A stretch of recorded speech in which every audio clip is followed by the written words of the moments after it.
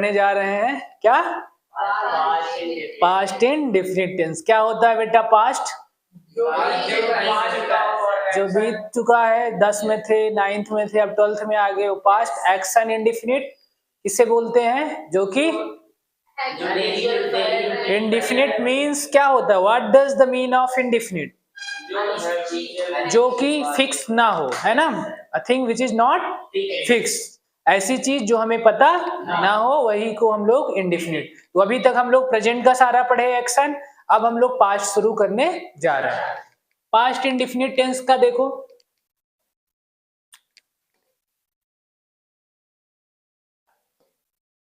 Past indefinite tense.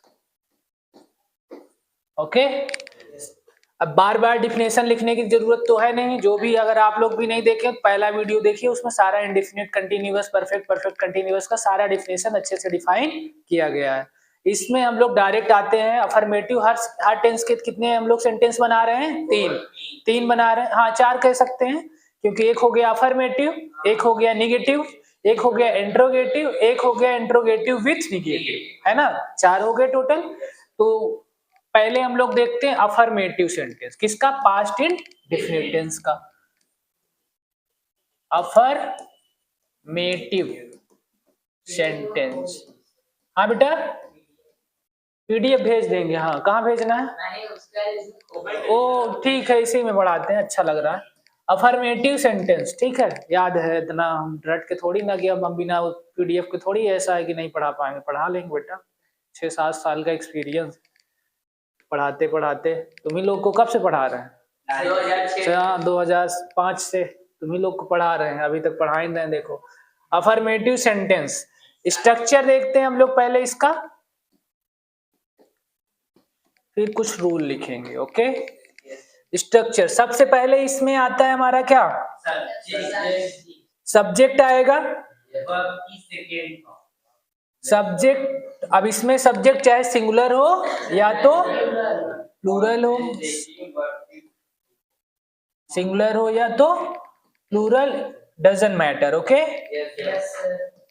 फिर आता है हमारा मेन वर्ब की सेकेंड फॉर्म, ठीक है, ये याद रखना है आपको हमेशा। फिर आपका आता है ऑब्जेक्ट या कॉम्प्लीमेंट या फिर कोई अदर वर्ड्स और एंड विद फुल स्टॉप। ये हो गया हमारा अफर्मेटिव सेंटेंस का स्ट्रक्चर। ओके, बना लो आप लोग।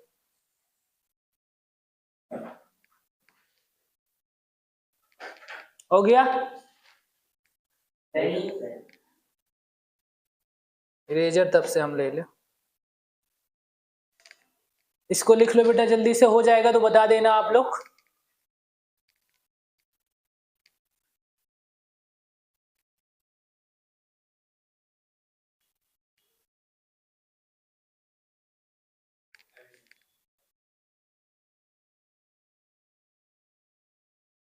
बना लो, कोई दिक्कत नहीं, आराम से।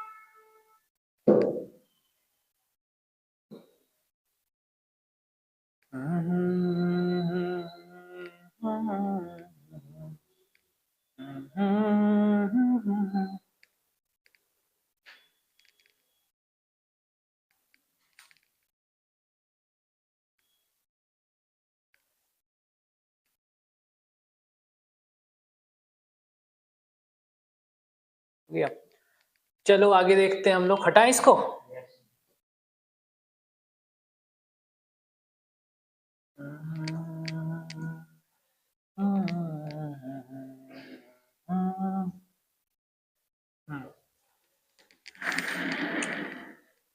क्या क्या चीजें हम लोग इसमें पास्ट इंडेफिनिट टेंस में डिफाइन करेंगे? या तो हमारा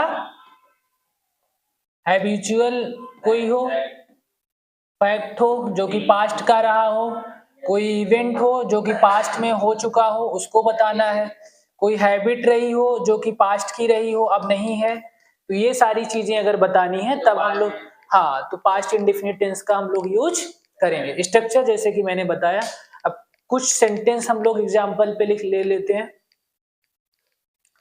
जैसे यहाँ पे वर्ब की हमेशा क्या बताया मैंने, कौन सी फॉर्म यूज होगी? सेकेंड फॉर्म ऑफ वर्ब पूरे टेंस में, पास्ट इंडेफिनिट टेंस के, वो भी अफर्मेटिव सेंटेंस के साथ। किसके साथ? Affirmative sentence.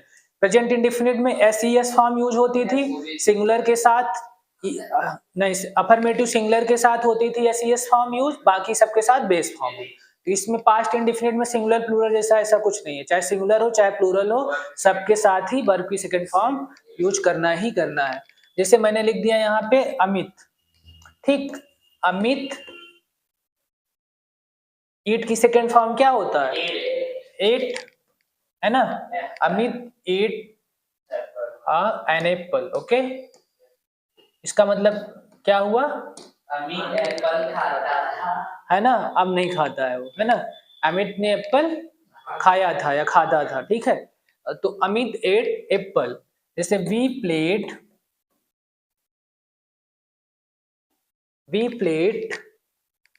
कैरम, कैरम, हम लोग कैरम खेलते थे लेकिन अब नहीं खेलते हैं। दे sang, सिंग की सेकेंड फॉर्म क्या होती है? sang, they sang a song, okay. तो ये सारी चीजें देखो, यहाँ पे सिंगुलर है, यहाँ प्लूरल है, ये भी प्लूरल सब्जेक्ट है, लेकिन सबके साथ हमारी वर्ब कैसी आ रही है? Second form of verb use सबके साथ हो रहा है ना? Affirmative sentence. लिख लो एग्जांपल से सारे।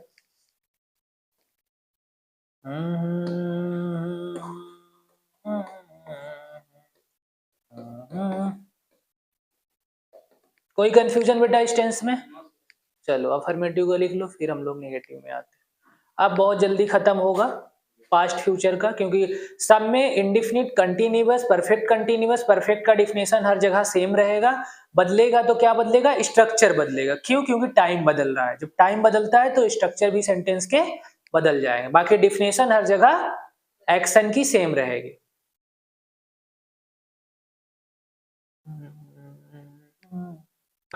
निगेटिव सेंटेंस दे डालते हैं ना।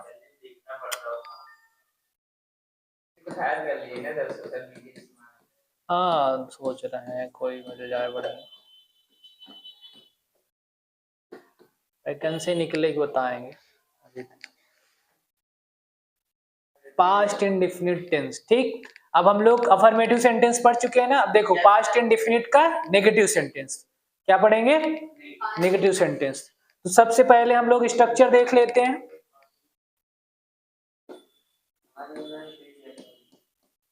स्ट्रक्चर सबसे पहले क्या आएगा? सब्जेक्ट, चाहे सिंगुलर हो चाहे प्लूरल हो, पास्ट में मैटर नहीं करता। सब्जेक्ट, फिर निगेटिव बनाने के लिए हम लोग डिड नॉट का यूज करेंगे, डिड नॉट। अब इसमें बताओ मेन वर्ब की कौन सी फॉर्म यूज होगी? नो गधे, बेस फॉर्म, फर्स्ट फॉर्म, ठीक है, जिसे बेस फॉर्म बोला जाता है। फिर ऑब्जेक्ट कॉम्प्लीमेंट, फिर एंड विथ फुल स्टॉप। समझ में आया? हाँ, बाकी किसी के साथ, बाकी सब ये निगेटिव इंट्रोगेटिव के साथ हमारा बेस फॉर्म रहेगा। क्यों? रीजन क्या है? क्योंकि यहाँ पास्ट डिनोट करने के लिए डिड ऑलरेडी लगा दिया गया। ये देखो डिड लगा दिया गया है ना, डू का सेकंड फॉर्म डिड होती है ना, तो इसलिए यहाँ पे हमें main verb helping verb did लगा दिया गया, वर्ब की सेकंड फॉर्म। दैट मीन्स कि अब हमें आगे का कोई भी मेन वर्ब में चेंजेस नहीं करना है। कौन सी यूज करना है? बेस फॉर्म या तो फर्स्ट फॉर्म। समझ में आ गया? चलो इसको बना लो स्ट्रक्चर बेटा।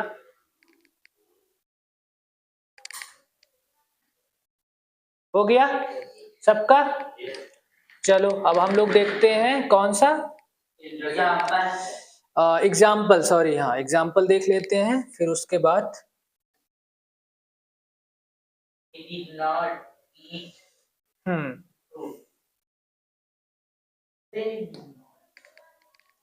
एग्जाम्पल देखो। अब मैंने लिख दिया ही डिड नॉट। अब ईट की सेकेंड फॉर्म क्या होगा? ही डिड नॉट, सही होगा। चलो लिखो दे डिड नॉट ईट ए, हो गया। ऐसा जेल ना भिजवाओ तुम हमको।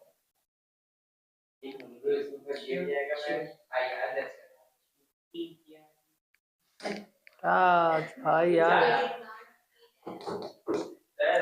आज की क्लास हम लोग यहीं ओवर करते हैं बेटा। अब बोर्ड में कुछ टेक्निकल इशू आ जाने के कारण हम लोग नेक्स्ट क्लास में इसको कंटिन्यू करेंगे इंट्रोगेटिव से, ठीक है, पास्ट इंडेफिनिट टेंस का interrogative sentence. Okay, thank you बच्चा party, thank you so much. तो आज हम लोग क्या पढ़ेंगे? पास्ट इंडेफिनिट टेंस का इंट्रोगेटिव सेंटेंस। लास्ट में हम लोग क्या डिस्कस किए थे? पास्ट इंडेफिनिट टेंस जिसमें कि इंडेफिनिट एक्शन होता है, टाइम किसमें होना चाहिए? पास्ट। कुछ उनके बेसिक रूल्स थे कि second form of verb use होता है पास्ट इंडेफिनिट टेंस में ऑलवेज अफर्मेटिव सेंटेंस।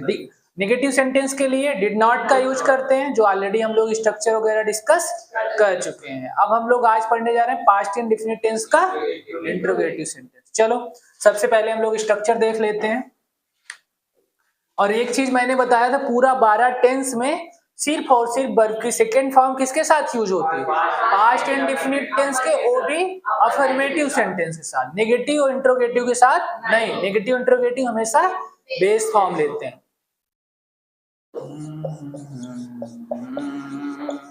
चलो देखो स्ट्रक्चर, सबसे पहले आएगा क्या? डिड। क्या आएगा? डिड। ओके, फिर आएगा हमारा सब्जेक्ट, और इसमें सब्जेक्ट का सीन नहीं रहता, सिंगुलर प्लूरल ऐसा नहीं, जो सिंगुलर के साथ होगा वही भी प्लूरल के साथ ही आएगा। सिंगुलर प्लूरल तो पता ही है, a thing which consider as one that is called singular, a thing which is considered more than one that is called plural।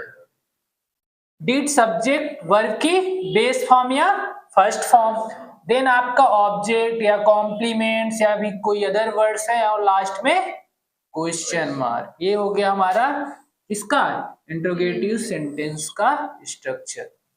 बना लो इसको।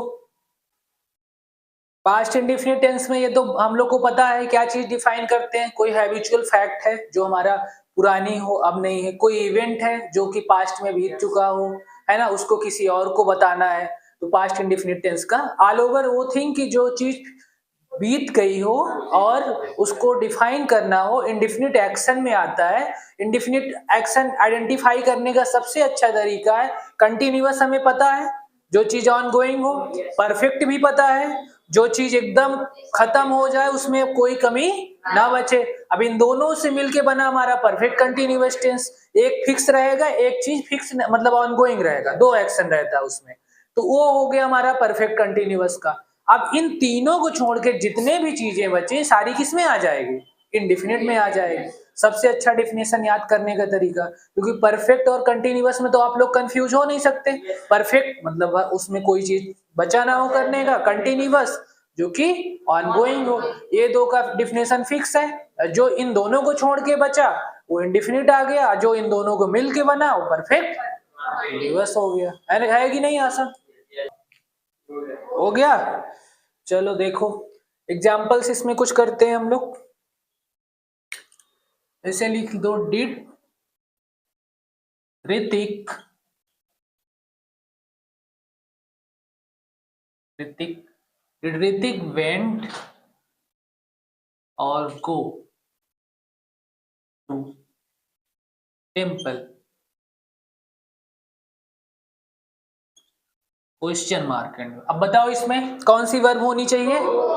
Very good. वेंट यहाँ पे नहीं हो सकता क्योंकि ये सिर्फ अफर्मेटिव के साथ आएगा, ना कि निगेटिव के साथ। इसके साथ वर्ब की कौन सी फॉर्म लगती है? Base form. बहुत लोग कंफ्यूज हो जाते हैं, जो अफर्मेटिव में करते हैं वो नेगेटिव में भी और इंट्रोगेटिव में भी करते हैं। नहीं, ऐसा नहीं हो सकता। तो did Hrithik go to temple, क्या ऋतिक टेम्पल गया था? कोई पूछ रहा है घर पे, उसकी मदर पूछ रही है सिस्टर की, क्या दूसरे भाई बहन से, कि ऋतिक क्या टेम्पल गया था? चलो लिख लो इसको।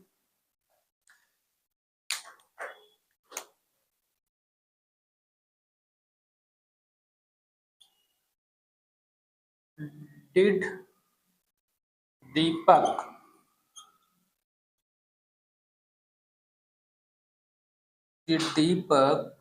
Love to read in library?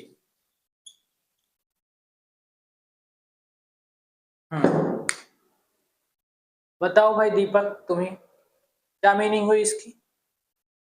क्या दीपक लाइब्रेरी में पढ़ना पसंद करता है ना, पूछ रहे हैं ना कि क्या वो लाइब्रेरी में जैसे तुम आईएएस बन गए किसी अच्छे रैंक में, कोई इंटरव्यूअर तुम्हारे फैमिली मेंबर से जाके पूछ रहा है क्या दीपक को लाइब्रेरी में पढ़ना पसंद था, घर पे ही पढ़ के वो आईएएस बन गया।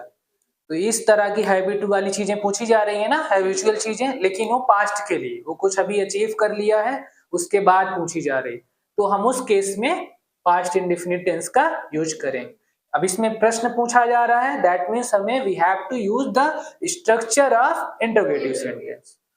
हो गया ये? चलो आगे देखो। अब इसमें एक देखो स्ट्रक्चर WH फैमिली के साथ, इसमें आप लोग बताओ क्या, बस सिंपली हमें क्या कर देना है स्ट्रक्चर में, WH फैमिली तो सबको पता है ना,